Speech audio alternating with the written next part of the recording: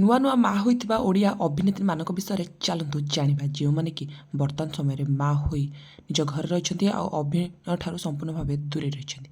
ତେବେ ଦର୍ଶକ ବନ୍ଧୁ ଆପଣମାନଙ୍କୁ ଯଦି ଭିଡ଼ିଓଟା ପସନ୍ଦ ଆସିବ ତେବେ ନିଶ୍ଚିତ ଲାଇକ୍ କରିବେ ତା ସହିତ ମଧ୍ୟ ଚ୍ୟାନେଲକୁ ନିହାତି ଭାବରେ ସବସ୍କ୍ରାଇବ୍ କରିବେ ଆଉ ଆପଣଙ୍କର ପ୍ରିୟ ଅଭିନେତ୍ରୀଙ୍କ ନାଁ ମଧ୍ୟ କମେଣ୍ଟ ମାଧ୍ୟମରେ ଜଣାଇବେ।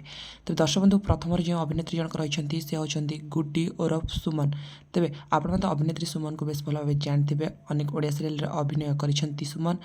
ବାହାଘର ପରେ ସେ ଅଭିନୟ ଠାରୁ ସମ୍ପୂର୍ଣ୍ଣ ଦୂରେଇ ରହିଥିଲେ ଆଉ ସେ ମା ମଧ୍ୟ ହୋଇସାରିଛନ୍ତି। ତାଙ୍କର ଗୋଟିଏ ଝିଅ ହେଉଛି, ଝିଅକୁ ନେଇ ବେଶ ଖୁସି ଅଛନ୍ତି ଅଭିନେତ୍ରୀ ସୁମନ।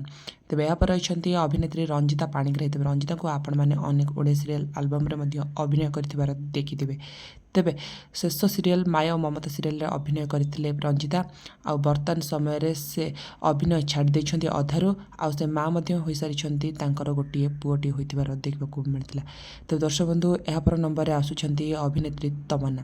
ତେବେ ଆପଣମାନେ ତ ଓଡ଼ିଆ ହିରୋଇନ୍ ତମନ୍ନାଙ୍କୁ ବେଶ ଭଲ ଭାବେ ଜାଣିଥିବେ, ଅନେକ ଓଡ଼ିଆ ସିନେମାରେ ଆଗଧାଡ଼ିର ହିରୋଇନ୍ ଭାବେ ଅଭିନୟ କରିଥିବା ଏହି ଅଭିନେତ୍ରୀ ତମନ୍ନା ଓଡ଼ିଆ କଣ୍ଠଶିଳ୍ପୀ ନମିତା ଅଗ୍ରୱାଲଙ୍କ ପୁଅକୁ ବିବାହ କରି ତାଙ୍କ ଘରର ବୋହୂ ହୋଇଥିଲେ ଆଉ ବର୍ତ୍ତମାନ ସମୟରେ ସେ ମଧ୍ୟ ମା ହୋଇସାରିଛନ୍ତି, ତାଙ୍କର ପୁଅଟିଏ ହୋଇଛି ଆଉ ସେ ମଧ୍ୟ ବେଶ ଖୁସି ଥିବାର ନଜରରେ ଆସିଛନ୍ତି।